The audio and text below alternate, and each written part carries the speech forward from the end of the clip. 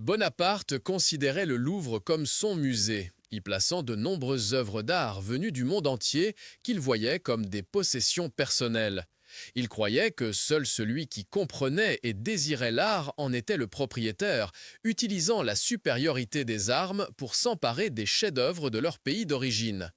Après son couronnement en 1802, le musée du Louvre fut appelé Musée Napoléon jusqu'en 1815.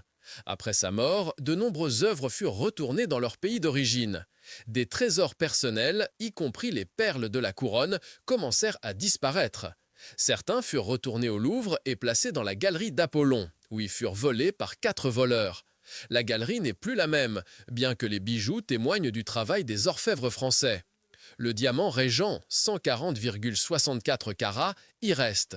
Il fut trouvé en Inde au XVIIe siècle et taillé par les Vénitiens. Au XVIIIe siècle, c'était le plus grand diamant du monde. Pendant la Révolution française, il fut volé, puis utilisé pour la campagne de Napoléon. Il le plaça sur la poignée de son épée lors du couronnement. Les figures historiques et les bijoux liés à Napoléon suscitent de l'intérêt, même s'ils ne sont pas extraordinaires. Les bijoux de Maria Amalia Bourbon, épouse de Louis-Philippe, et ceux d'Hortense de Beauharnais, fille de Joséphine, sont connus.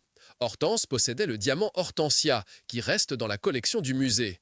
Mais couronnes, colliers et boucles d'oreilles de sa collection ont été volés. La collection comprenait des objets de Marie-Louise d'Autriche, qui n'était pas connue pour son goût raffiné en matière de bijoux. Les bijoux de l'impératrice Eugénie, épouse de Napoléon III, furent en partie vendus en raison de difficultés financières. Les voleurs devaient le savoir.